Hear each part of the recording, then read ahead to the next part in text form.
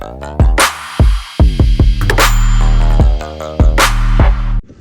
guys, blessed morning po sa inyo lahat and welcome back to my channel. So, meron tayo again update sa mga sibuyas natin. So, last time na nakita nyo to ay nung overwinter, nilinis ko sila dahil na-cover na ng damo, na-overgrown na. Tapos, ayun po, nilagyan ko sila ng pataba at dinilig. So, that was the last time na nasilip ko sila. Then, again, nakafocus ako dun sa kabilang farm. And now, ang laki na po ng pagkakaiba nila. Simulan na lagyan natin ng pataba. So dati, makikita lang natin, although boy sila, wala pa po silang laman. Pero now, ang lalaki na po ng laman nila. Baliktad rin po ng camera. So ayan guys, after natin matanggalan ng mga damo at malagyan ng pataba, ayun na po, naglabasa na po or naglaman na po sila guys. So, antayin na lang tayo ng konti.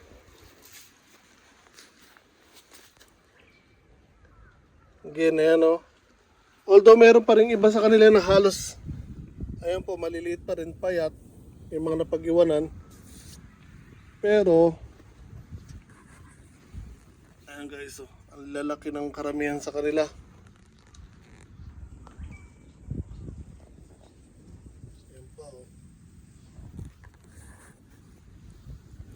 So, ang lulusog nila guys. Just imagine, yun ang kamay ko guys. Taba nyo, no? Nasa ilalim yung laman.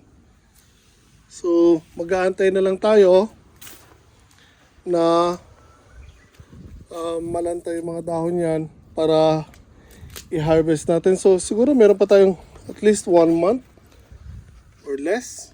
Not sure.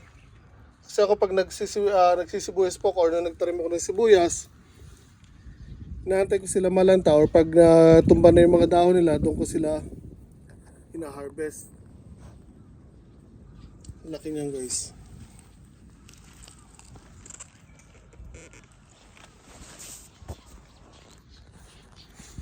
So, ayan po, success po ang sibuyas natin. Although nagkaroon pa rin tayo ng mga namatay, pero just imagine, out of 300 na seedlings ng sibuyas, ayan po, nagdiretso.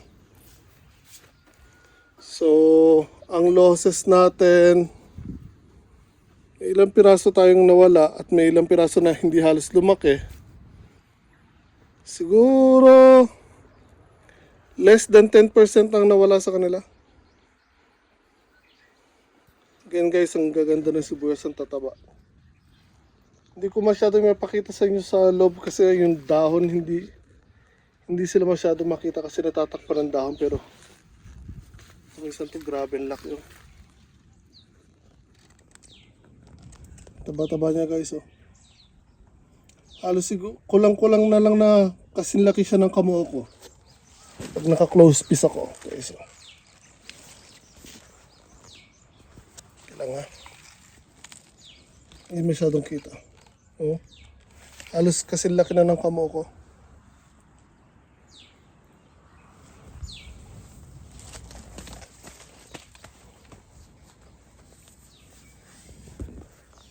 Dito mas kita sila, yan So, naglaman na po sila.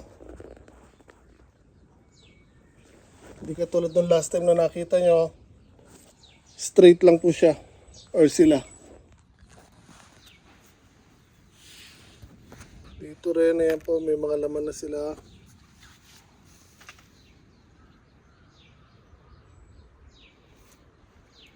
So, marami sa mga sibuyas natin, mga ganda ang laman.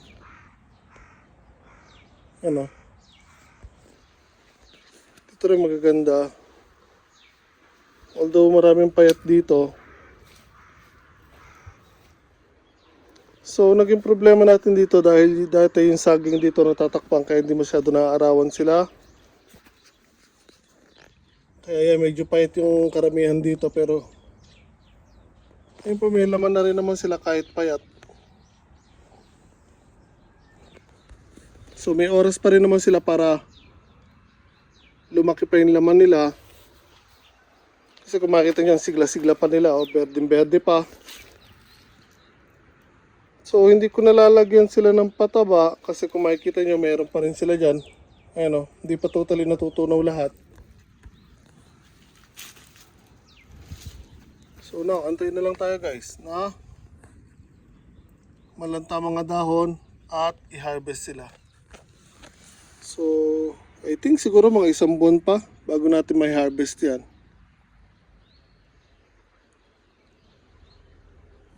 Okay, so again, ito pong mga sibuyas na to, September na po natin naitanim. Dahil tinanim ko sila after ko umuwi ng Pinas, ng August, pagbalik ko doon po sila actually naitanim. And nag-overwinter sila. Akala ko hindi na sila maglalaman kasi nung winter inabot sila, akala ko mamamatay. Pero itong variety na to, tinatanim talaga through winter. So nagwi-winter po talaga sila. So expected ko before winter ma-harvest ko sila or saktong mga January siguro. Pero na-overgrown sila dahil nag-focus tayo ito sa kabilang garden. Pero again, nagkamali lang po ako. And after natin sila damuhan or linisin, ayun po, naglabas na po sila ng mga bulbs. And continuous po sila lumalaki. Yan, thankfully, ganda na po ng sibuyas natin. So, mag-aantay na lang po tayo. And doon sa kabilang garden, hindi na nga pala ako aabot sa taniman ng talong. Dahil until now or up to now, hindi pa ako tapos sa pagbabakod doon sa kabilang garden.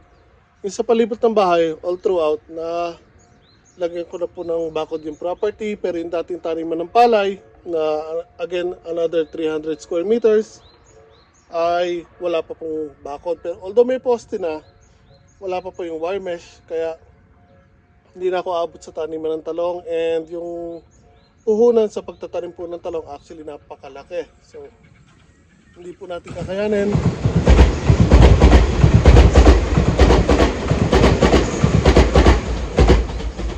So sa ngayon hindi pa natin kakayanin magtanim ng talong. Kaya focus na lang muna tayo. Hanap tayo ng alternative or alternate na itatanim. So kung patatas, hindi na ako aabot, late na masyado. Pero ang sibuyas, aabot pa po ako sa sibuyas. Meron pa ako ilang buwan na pwede pang maghanda. So again, by the time na matapos ko siguro yung bako dun sa labas, i-prepare yung garden beds, sakto sa taniman ng sibuyas. Kaya magpo-focus tayo na lang sa sibuyas muna. Unang crop natin doon sa dating taniman ng palay. And ang puhunan sa sibuyas hindi ganun kalaki katulad dito. 300 heads. Hindi po ganun kalaki ang nagastos ko dyan guys. And doon, 1,000 po ang itatanim natin na sibuyas kasi ang laki po nun, ang lawak. Pero again, sa sibuyas hindi ako masyadong mabibigatan sa pagtatanim. Kaya sibuyas na lang po ang first crop na itatanim natin doon sa kabilang garden.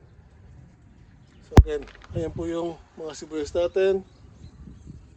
And konti na lang po, pwede na pong may harvest yan. So abangan nyo yan guys. Sana po nagustuhan nyo po ang simpleng update ko sa mga sibuyas natin. Ingat po tayo lahat palagi guys.